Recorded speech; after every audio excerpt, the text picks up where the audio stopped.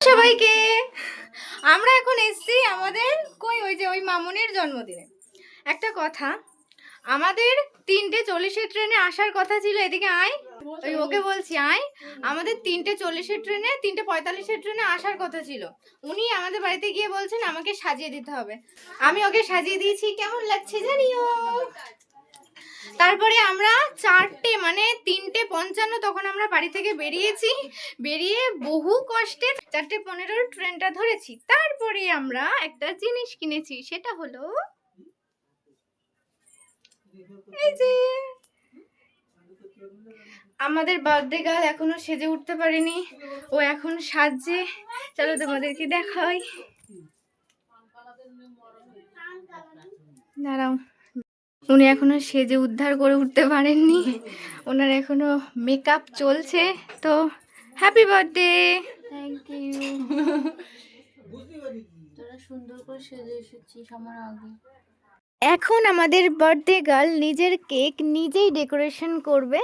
কি সুন্দর করে কেকটা বানিয়েছিল ও, যেমন সুন্দর খেতে হয়েছে আর তেমন সুন্দর দেখতেও হয়েছে।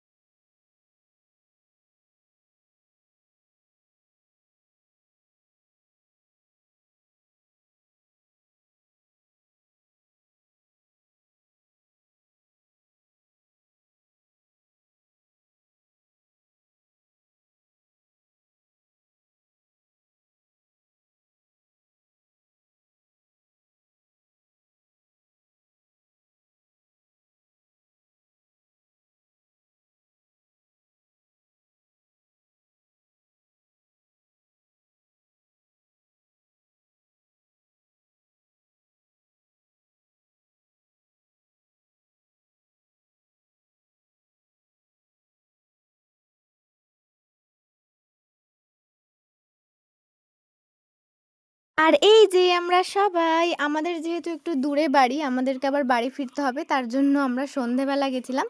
আর তখনও অনেকেই এসে পৌঁছায়নি, তো আমরা এই যে কেক খেয়ে নিচ্ছি। আর আজকে আমাদেরকে ট্রিট দিয়েছিল ফ্রাইড রাইস আর চিকেন কষা আর পায়েস। চলো আমরা খেয়ে নিই, টাটা।